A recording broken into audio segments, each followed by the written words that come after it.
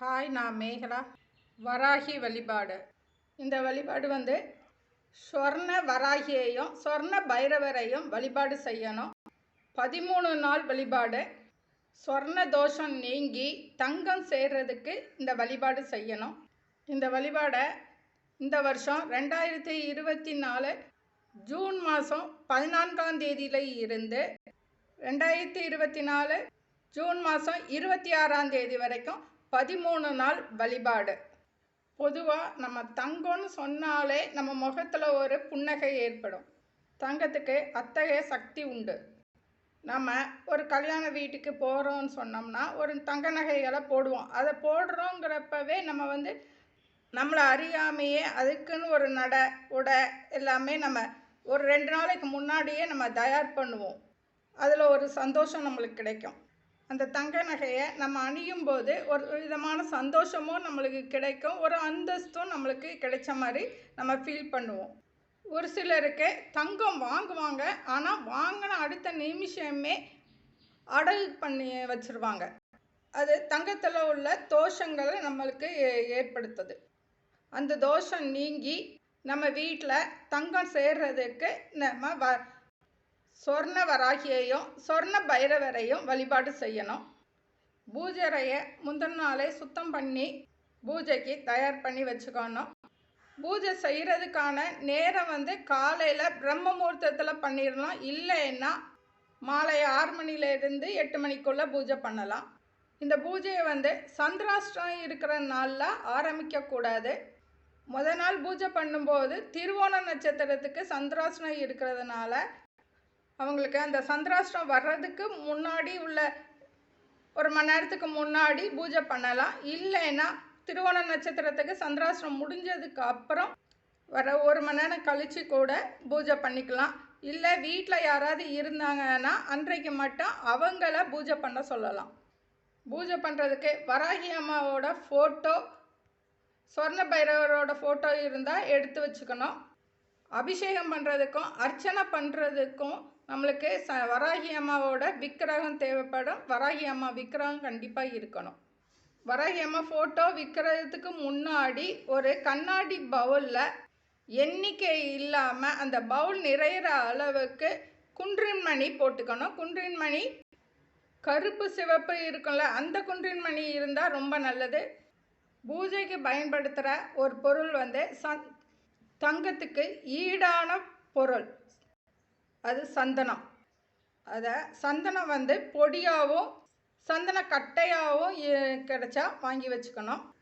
இந்த பூஜைக்கு கலசம் வைக்கணும். கலசம் 3 கலசம் இருக்குது. இந்த 3 கலசத்தில் ஏதாவது ஒரு கலசம் வச்சாலே போதுமானது. ஒரு தாம்பலத்தில் பச்சரிசி பரப்பி அதற்கு மேலே கலச செம்பு வச்சு கலச செம்பில் தண்ணி ஊற்றி தண்ணியும் பன்னீரும் கலந்து ஊற்றணும். அதற்கு மேலே வாழைப்பூ வைக்கணும். இந்த வாழைப்பூ கலசம் வைக்க முடியாதவங்க இதே மாதிரி ஒரு தாம்பலத்தட்டில் பச்சரிசி பரப்பி ஒரு கலச செம்பு எடுத்து அந்த செம்பு நிறைய நம்ம 1 ரூபா நாணயங்கள் எவ்வளோ வைக்க முடியுமோ அவ்வளோ வைக்கணும், எண்ணிக்கை இல்லை. வாழைப்பூ கலசம் எப்படி வைக்கிறோமோ அதே மாதிரி வாழைப்பூக்கு பதிலாக தாமரைப்பூ வச்சு கலசம் வைக்கலாம். இந்த 3 கலசத்தில் ஏதாவது ஒரு கலசம் வராகி அம்மா முன்னாடி வைக்கணும்.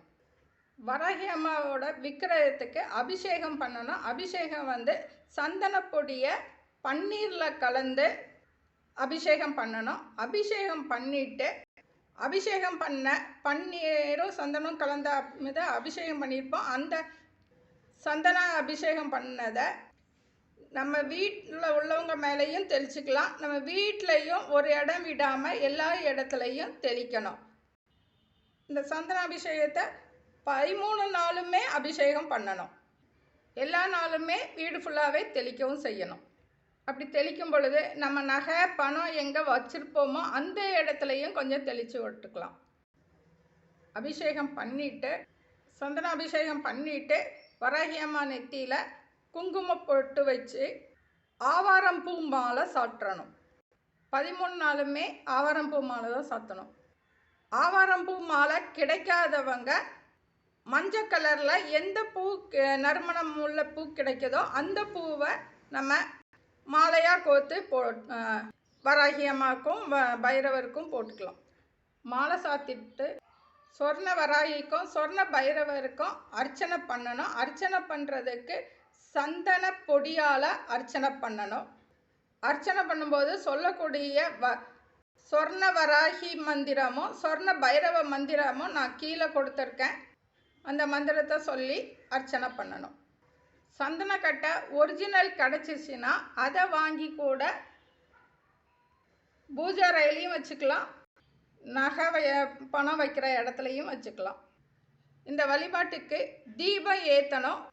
இந்த தீபம் வந்து பூஜை அறையிலையும் தீபம் ஏற்றணும். வீட்டுக்கு நிலவாசல் இருக்கு இல்லையா, நிலவாசல் கிட்டையும் தீபம் ஏற்றணும்.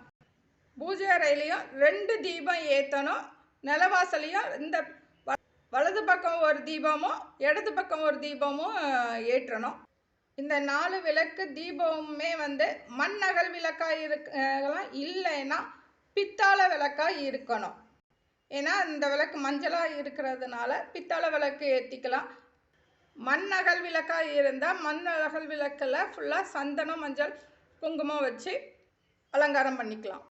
தீபம் ஏற்றுறதுக்கு 2 தீபம் பூஜை அறையில் ஏற்றுவோம், வாசல்லையும் 2 தீபம் ஏற்றுவோம்ல. அதில் ஒரு தீபம் ஏற்றுறதுக்கு ஒரு தாம்பளத்தட்டை எடுத்துக்கணும். அந்த தாம்பளத்தட்டில் வாழைப்பூவில் உள்ள மடல் இருக்குல்ல, அந்த மடலை வந்து நல்லா சுற்றி அந்த தாம்பளத்தில் வச்சு அதுக்கு நடுவில் கஸ்தூரி மஞ்சள் பரப்பிக்கணும். அதற்கு மேலே தான் நம்ம பித்தளை விளக்கோ இல்லை மண்ணகல் விளக்கோ வைக்கணும். இன்னொரு தாம்பளத்தட்டு எடுத்து அந்த தட்டில் வெற்றி செம்பருத்தி இலையை சுற்றி பரப்பி வச்சுக்கிட்டு அதற்கு மேலே கோதுமை பரப்பிக்கணும். அந்த கோதுமைக்கு மேலே பித்தளை விளக்கு இல்லை மண்ணகல் விளக்கு வைக்கணும். பூஜை அறையிலையும் இந்த மாதிரி தான் தாம்பலம் தயார் பண்ணி வைக்கணும். அதே மாதிரி வீட்டு வாசல்லையும் இந்த மாதிரி தான் 2 தாம்பலம் வைக்கணும். விளக்கில் தீபம் ஏற்றுறதுக்கு எண்ணெய் வந்து இழுப்பெண்ணெய் தான் பயன்படுத்தணும். 4 தீபமுமே இழுப்பெண்ணெய் தீபமாக தான் இருக்கணும். இந்த 13 நாளுமே இழுப்பெண்ணெய் தீபம் தான் எரியணும். திரி வந்து பட்டு நூல் திரி தான் பயன்படுத்தணும். திரி வந்து ஒரு மூட்டை மாதிரி கட்டி தீபம் ஏற்றுறதுக்கு ஏற்ற மாதிரி வைக்கணும். அதற்கு வெண்பட்டு துணி, சிவப்பு பட்டு துணி, மஞ்சள் பட்டு துணி, பச்சை பட்டு துணி, இந்த 4 துணிலையும் ஒரு மூட்டை கட்டுறதுக்கு ஏற்ற மாதிரி துணியை கட் பண்ணி வச்சுக்கணும். 13 நாளுமே இந்த 4 தீபம் தான் போடணும். அந்த துணியை பன்னீரில் முக்கி நன்னெல்லாம் காய வச்சு மூட்டை கட்டுறதுக்கு ஏற்ற மாதிரி கட் பண்ணி வச்சுக்கணும். இந்த 4 கலர்லையும் திரி போட முடிஞ்சால் போடலாம், இல்லைன்னா ஏதாவது 2 பயன்படுத்தலாம், இல்லைன்னா ஒரே கலரே பயன்படுத்திக்கலாம். ஆனால் இந்த 13 நாளும் அதே கலர் தான் இருக்கணும். கட் பண்ணி வச்சுருக்க துணியில் மஞ்சள் குங்குமம் வச்சுக்கணும். மூட்டை கட்டுறதுக்கு ஏற்ற மாதிரி எடுத்து வச்சுட்டு அந்த மூட்டை கட்டுறதுக்கான துணியில் இந்த பொருட்களெல்லாம் வைக்கணும். சோம்பு, லவங்கம், ஏலக்காய், கிராம்பு, கொஞ்சம் நெல், ஒரு துண்டு பச்சை கற்பூரம், இவ்வளவும் வச்சு நிறையெல்லாம் வைக்க வேண்டாம், லைட்டாக வச்சாலே போதும். வச்சு சின்னதாக ஒரு மூட்டை மாதிரி கட்டி அந்த விளக்குள்ளே வைக்கணும். இந்த மாதிரி திரி தயார்படுத்தி அந்த திரியில் தீபம் ஏற்றணும். டெய்லி ஒரு தேங்காய் வாங்கி அந்த தேங்காவை 2ஆக கட் பண்ணி 2 முறி வரும். அதில் ஒரு முறியை மட்டும் எடுத்து அந்த ஒரு முறியில் உள்ள தண்ணியெல்லாம் எடுத்துட்டு 3 பக்கம் மஞ்சள் குங்குமம் வைக்கணும். வச்சுட்டு அந்த தேங்காயோட நடுவில் நம்ம வீட்டில் இருக்கிற தங்க மோதிரமோ தங்க நகையோ ஏதோ ஒன்று அந்த தேங்காயில் வைக்கணும். பூஜை பண்ணுற வரைக்கும் கூட வச்சுட்டு எடுத்துக்கலாம். அதிக நேரம் பூஜை அறையில் நகை இருக்கணும்னு அவசியம் இல்லை. நெய்வேத்தியம் வந்து கற்கண்டு சாதம் வைக்கலாம், இல்லைன்னா உலர்த்தாட்சை கூட வைக்கலாம். கிறிஸ்மஸ் இந்த தீபம் வந்து தானாக மலை ஏறணும், நம்ம மலை ஏற்றக்கூடாது. இந்த வழிபாடு செய்யும் பொழுது இந்த 13 நாட்களுமே பூஜை பண்ணுறவங்க மஞ்சள் இல்லைன்னா சந்தன கலரில் சாரியோ சுடிதாரோ அணிஞ்சிக்கலாம். இந்த பூஜையை இந்த 13 நாட்கள் தவறாமல் செய்து வந்தால் சொர்ண வராகி சொர்ண பைரவரோட ஆசீர்வாதத்தில் நம்மளுக்கு இருக்கிற சொர்ண தோஷங்கள்லாம் நீங்கி தங்கம் சேரும். எல்லோருக்கும் வராகி அம்மா ஆசி கிட்டட்டும். தேங்க்யூ.